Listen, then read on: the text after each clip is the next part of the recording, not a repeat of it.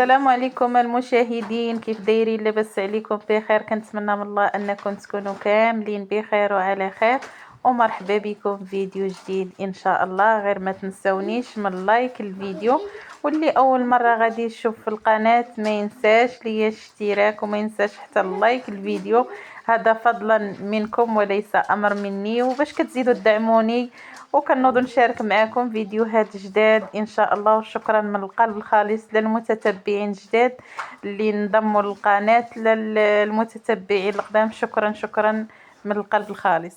اليوم جيت نشارك معكم هاد القريسات ولا القريشلات ولا براوش، كل واحد وشنو كيسميهم، ولكن كيجيو غزالين وكيجيو خفاف وبواحد المذاق جد رائع. شوفوا تبارك الله كيفاش كيجيو الشكل ديالهم، راهم كيجيو خفاف وكيجيو لذاذ.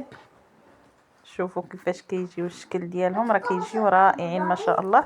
غير تبعوا معايا الفيديو حتى الاخر ان شاء الله باش تشوفوا الطريقه ديال هاد القريسات اللي كنديروهم باللبن، راهم كيجيو غزالين ما شاء الله. وهنايا غادي نبداو، يا بسم الله على بركه الله. هنايا خديت 2.5 كيسان تاع اللبن، وخديت معلقه كبيره تاع الخميره ومعلقه صغيره تاع الملح وكاس تاع السنيده، وخديت خماره، وخديت 2 معالق تاع كوفيتير تاع الليمون، وخديت لافانيا، وعندي نص كاس تاع الزيت ومعلقه تاع الخل. هنايا غادي نضيف هاد اللبن وغادي نضيف عليه هاد المعلقه تاع الخميره كبيره ومعلقه صغيره تاع الملح، ومن بعد غادي نضيف عليهم هاد الكاس تاع السنيده،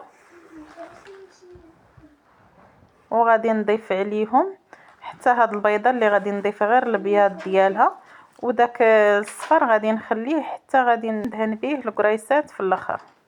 صافي هكا. غادي نضيف هاد المعلقه تاع الكوفيتير تاع الليمون، ممكن تضيفوا حتى العصير تاع الليمون الا كان متوفر عندكم، كتضيفي نص كاس. وغادي نضيف هاد المعلقه تاع الزبده، وهاد نص كاس تاع الزيت، والمعلقه تاع الخل. ومن بعد غنضيف هاد الزلافه تاع الدقيق الاولى، حتىش غادي ندير فيه 2 زليف تاع الدقيق، وغنضيف هاد لافانيا وهاد الخماره. صافي دابا غادي نضربو مزيان، عاد غادي نضيف الزلافه الثانيه. صافي كنبقى نضرب فيها مزيان حتى كيتجانسنا هاد الخليط، وكنحاولوا نذوبوا هذيك الزبده، نبقاو نضربوا فيه هكا حتى كيولي بحال الشكل ديال الكيكه. صافي دابا من بعد غادي نضيف هذيك الزلافه الثانيه. صافي دابا غادي نحيد الظرف وغنخدم ايديا، غادي نبقى نجمع فيها مزيان.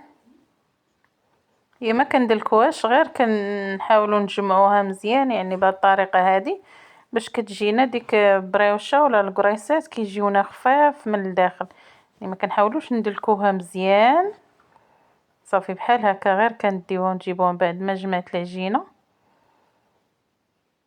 كتكون العجينه عندها رطبه وكتلصق، يعني من العجينه ما كتكونش قاصحه بزاف، على هذا الشكل هذا كتكون تلصق.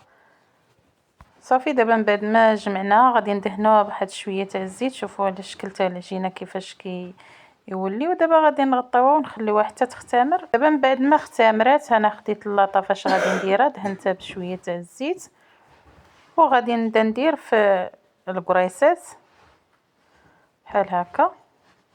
تقدروا ديروها بالحجم اللي بغيتوه كيكون القريسات كبار كتكبروا هاد القريسات، بغيتو ديروهم صغيورين كتديروا دوك القريسات تاع العجينه كيكونوا شويه صغار حتى هي مازال غتزيد تختمر معانا.